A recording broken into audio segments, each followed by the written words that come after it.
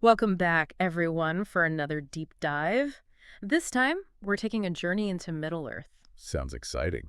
It is. We'll be exploring a key chapter in the Fellowship of the Ring, Okay. the one where the hobbits, they run into this mysterious guy named Strider. In the shadowy town of Bree.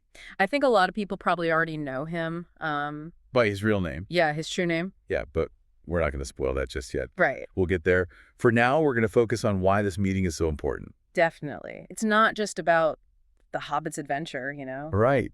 It really digs into some big Tolkien themes like trust, destiny. And what it means to be a hero. Exactly so. Well, I think what's amazing is how Tolkien he builds the suspense so well, like leading up to this meeting in Bree. Oh, for sure. He really makes you feel how dangerous things are getting for the Hobbit. Right from when they leave the Shire, it's like, yeah, Shire's all safe and cozy, and then yeah, they're leaving all that behind. They're out in the wider world and they're not on vacation anymore, that's for sure. Definitely not. By the time they reach Bree, it's like they're carrying this huge weight. Not just the ring, but, The whole quest, basically. The fate of Middle-earth. It's all on their shoulders. Exactly. And they're being hunted, too. Oh, yeah. Can't forget the Black Riders. They're always lurking. Every step they take, it's like... one step closer to danger. And further away from home. It's intense. So, yeah, they arrive in Bree with all this baggage. In this atmosphere of, fear and uncertainty. Exactly. And then that's when they meet Strider. It's no accident, the way Tolkien sets this up. No, he's very deliberate about it. He doesn't just say, oh, they met this guy, Strider. He really paints a picture, doesn't he? Oh, absolutely. It's like you can see him standing there. Yeah. In the Prancing Pony. Shrouded in shadow. Yeah, like almost hidden.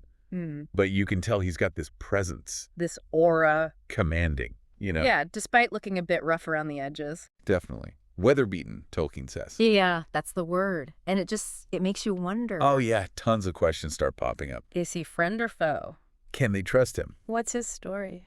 I think Tolkien's playing with us a little bit here. I think so, too. As readers, he wants us to be just as suspicious of Strider as the hobbits are. Right. We're given these little details, just enough to make us curious, but not enough to feel comfortable. Exactly. And it makes the whole thing so much more gripping, I think. Oh, absolutely. Because we're right there with the hobbits trying to figure this guy out. You're forced to decide, can you trust him? Alongside Frodo and the others. It's brilliant. It really puts you in their shoes, doesn't it? Oh, totally. Imagine. You're carrying the fate of Middle-earth literally in your pocket. You've just barely escaped the Black Riders. You're exhausted, scared. And then this guy shows up. Out of the shadows. Would you trust him? Tough call. Right. But there is something about Strider that's, yeah, different. He stands out from everyone else in Bree. He's not just some random traveler passing through. He's got this knowledge. Deep knowledge. About the ring. And the Black Riders. He knows things that no one else seems to. And he's willing to share that knowledge? He even warns them, the hobbits, I mean. About the danger they're in. Like he's been expecting them? Almost. But he's not, boasting about it. Yeah, boasting. Yeah. He doesn't present himself as this all-powerful hero. Exactly. He's got this humility about him. And that's what makes him so interesting, I think. I agree. He's obviously strong and capable. But he's also... What's the word? Burdened. Yeah, burdened by his past. He doesn't pretend to be perfect. He even admits to his flaws. Right. Like when he says his ranger skills aren't what they used to be. It's such a small detail, but it makes him feel so much more real. Human. Yeah. It's so different from those typical fantasy heroes. The ones who are always flawless and invincible. Strider's honesty is refreshing. He's someone you could actually imagine. Sitting down with at the Prancing Pony? Yeah, sharing stories over a pint. But at the same time... there's more to him than meets the eye. Like he's holding back. Something's hidden beneath the surface. Exactly. And this is where Tolkien's genius really shines through. How so? He drops these subtle hints about Strider's true identity. Oh, yeah, like breadcrumbs, leading us towards the bigger picture. Without giving everything away at once. You get these glimpses of his connection to the ancient kings. Like he's a hero in disguise. In a way, he is. And it's so cleverly done, you can almost feel the weight of history when he's speaking. It's like he's carrying the legacy of an entire kingdom on his shoulders. Oh, absolutely. It's like, when he recites that poem about the fall of kings? Yeah, chills. You can practically hear the echoes of the past in his voice. Yeah, it's powerful stuff. Yeah. But he never lets that potential for power, Are you overshadow what he's doing right then. protecting the hobbits? Exactly. He's focused on that. He could have, I don't know. Taking advantage of them. Yeah, maybe you used his knowledge to manipulate them, force them to trust him. He could, but he doesn't. He chooses a different path. He wants to earn their respect through his actions. By protecting them. Yeah. And I think that says a lot about his character. It does. It shows he understands what true leadership is about. Mm-hmm. It's not about, birthright. Or just claiming authority because you can. It's about service, responsibility. Putting the needs of others first. And this is important because it kind of forces Frodo to grow, too. Oh, how so? Well, think about it. Strider's arrival, it's like a catalyst for Frodo's development. Okay, I see what you mean. Up to this point, Frodo's been relying on Gandalf a lot. Yeah, Gandalf's the wise wizard, the guide. And his Hobbit friends, they're like his comfort zone. But now... Gandalf's gone. And the Shire feels like a world away. It's a turning point for Frodo.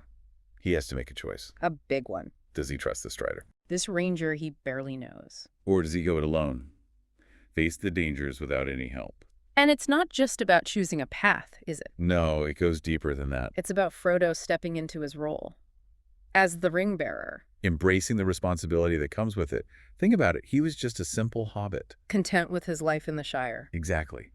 And now, he holds the fate of Middle-earth in his hands. That's a lot of pressure for anyone. Especially a hobbit who's perfectly happy with second breakfast and gardening.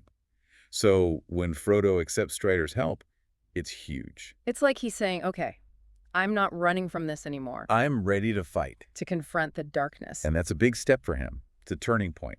So we've talked about how this encounter affects Strider and Frodo. But what about the story as a whole? How does this chapter, this meeting in Bree, fit into the bigger picture? I'd say it's a turning point for the whole narrative. Okay.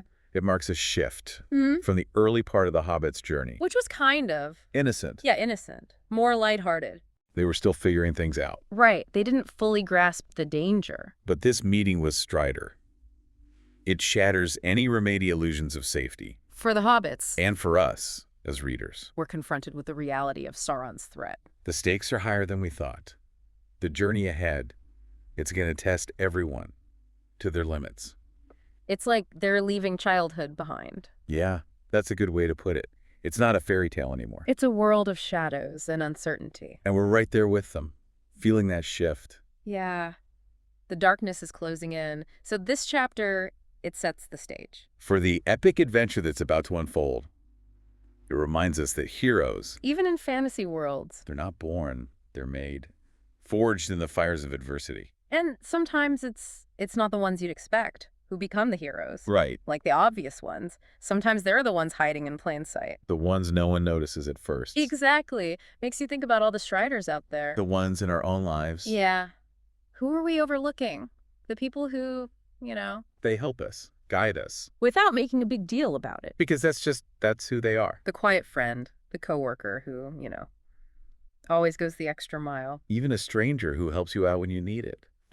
Maybe we all have a little bit of Strider in us. Maybe we do. Guiding each other through tough times. That's a nice thought. It is. And Tolkien really emphasizes this, through Frodo's decision to trust Strider. Yeah, remember, Frodo had every reason to be suspicious, but he chose to believe in him. He took a leap of faith. He looked beyond the rough exterior, the gruffness, and that's what set the whole fellowship on their path. Yeah, it makes you wonder about heroism, doesn't it?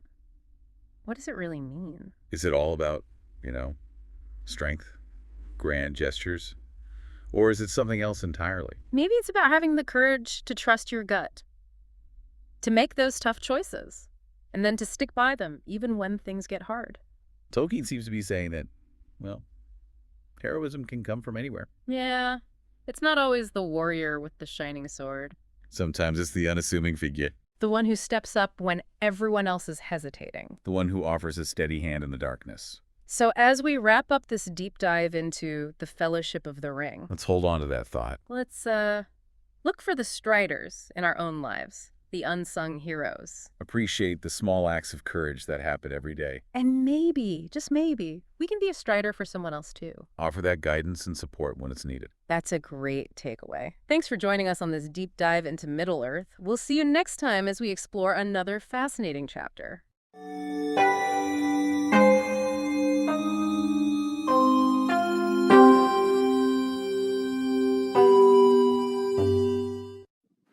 Me